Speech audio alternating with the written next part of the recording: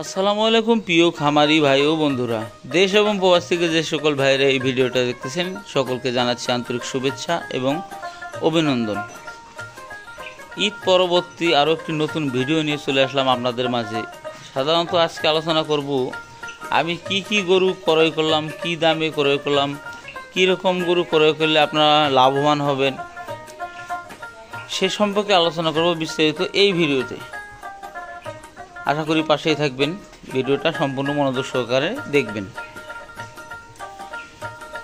সাধারণত আমাদের এলাকায় কিন্তু ঈদের সময় ছোট ফ্যাটেনিং গাভী হোক, ছোট বকনা হোক, আপনার ছোট ষাঁড় হোক, এগুলা কিন্তু চলে বেশি।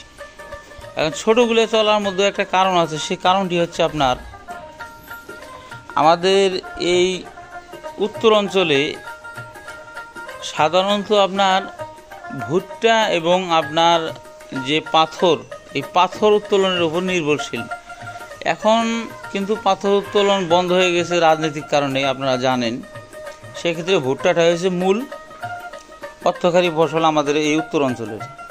সেক্ষেত্রে আমি কিন্তু ছোট গরুগুলাই কিন্তু ক্রয় করি ঈদের আগ মুহূর্তে, যেহেতু 2 মাসে খুব দ্রুত ফ্যাটেনিংও হয় এবং সঠিক যে মুনাফা এবং দামটা আমি পাই। কারণ কি? কারণ 2-3 জন মিলে আমাদের এখানে কিন্তু বেশিরভাগই কোরবানি দিয়ে থাকে। একজন দেওয়ার মতো কিন্তু সমর্থবান লোক প্রায় খুবই কম, ভাগে কোরবানি দেয় যাকে বলা হয়।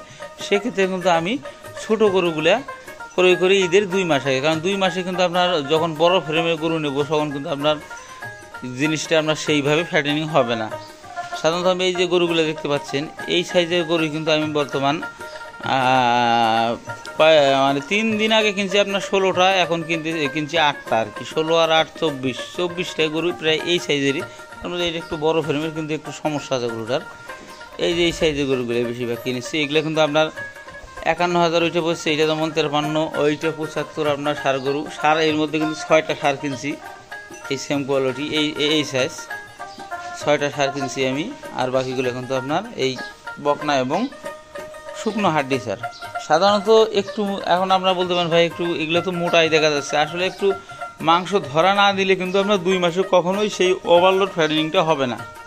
সেক্ষেত্রে কিন্তু আমার এই মিডিয়াম সাইজের গরুগুলা ক্রয় করা। এই দেখতে পাচ্ছেন আল্লাহর রহম। এর মধ্যে আমি কি ব্যবহার করি, কি ওষুধ বা মেডিসিন ব্যবহার করি, কি খাদ্য দেই, সম্পূর্ণ আপনাদের কিন্তু জানানোর চেষ্টা করব পর্যায়ক্রমে। কাজেই সকলে সুস্বাস্থ্য কামনা করে এবং দীর্ঘায়ু কামনা করে শেষ করছি। আসসালামু আলাইকুম ওয়া রাহমাতুল্লাহ।